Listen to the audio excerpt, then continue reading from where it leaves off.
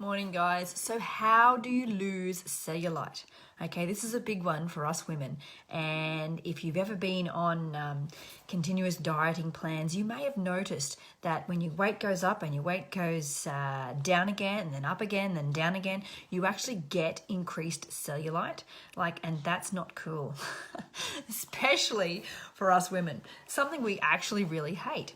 Anyway, for those of you who don't know me, my name is Belinda, and I'm a very passionate women's health mentor, and I help women recover from autoimmune conditions, thyroid issues, sleeping problems, energy issues, anxiety, and depression.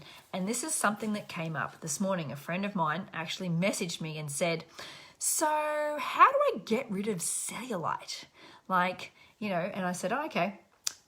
I didn't actually message her back yet, but I'm going to do a video and then I'm going to tag her in it.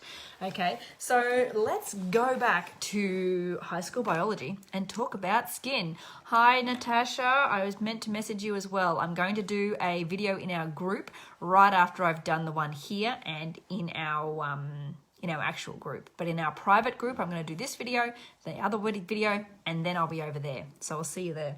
So anyway, I don't know if you can see this. I drew a little picture. Now, this is the skin, okay? This is the top of the skin and the pink little layer. The green layer here is called the fascia. Now, the fascia is basically like cling wrap. It holds everything together. It's very stretchy and flexible, and it holds everything together, okay? Now, these little purple dots here are our fat cells, and now they sit under the skin, under the fascia, and then we have fat cells. And then the red part here is actually your muscle. Now, this is what normal skin will look like. Now, if you have cellulite, this is what actually happens. Okay, so once again, you have the skin, the little pink layer here. You have the fascia, which is your green stretchy stuff, but your fat cells are actually bigger. Okay, and what happens is the fascia stretches and it gets out of place and it starts going wobbly, and that's how you see all the cellulite underneath your skin, because the fat cells are bigger and the fascia is being stretched. Imagine stretching cling wrap. What happens? It eventually gets holes in it, right? Okay, and that's what kind of happens with the bobbly effect, okay, of our skin. So what do you think is going to need to happen if you want to get back to nice flexible skin like this one, okay, that keeps it nice and firm at the top there? Well, what we're going to have to do is reduce the size of the fat cells. Okay, so we don't want them to be so big, and we want our body to start, keep that fascia nice and firm again. So there's a few things that you can actually do. Number one is what happens. Why do these fat cells get bigger? They get bigger because we're rising our insulin and we're rising our estrogen.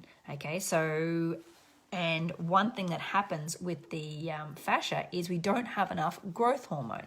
So there's a few things that we can actually do. So step one is we need to reduce our insulin. Okay, we need to reduce insulin resistance, okay, so that our fat cells shrink. Now, we can't get rid of fat cells.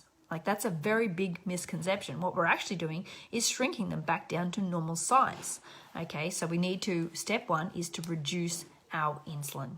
Step two is to repair the fascia, so the cling wrap that goes over our skin, and to do that, we need more growth hormone, okay, so that we can actually have that elasticity there to hold it all together and not see so much cellulite underneath the skin.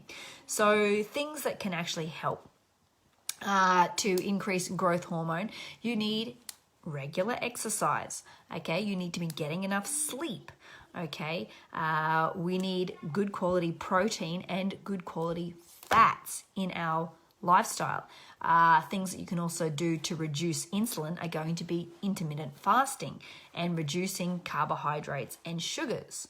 Okay, one thing that also helps with the muscle repair, so with the muscle down here, is going to be reducing our stress levels, so reducing our cortisol. Now, going for a nice calm walk, improving how much vitamin D we're getting, okay, and improving how much sleep we're getting. So these are just some things. Lowering estrogen is another one. So how do you lower estrogen? Well, you have to make sure that you're eating enough cruciferous vegetables. So your broccoli, your cauliflower, your lettuces, you know, anything green, okay? And that's going to reduce your estrogen. Now, another thing to make notice of is that this is not going to happen overnight. It's really not if you're doing it this way, okay? It can take 2 to 3 years to see a difference because we're slowly repairing the body, okay? And this is not a quick fix. So that's, you know, just something to keep in mind. But it is working towards better health, better longevity, and better skin as well. Anyway, if you know someone who has cellulite, then consider sharing this video with them so it can also help them. And if you're watching live, then say live. And if you're catching this on the replay, then say replay. Okay, I'll see you then. Bye.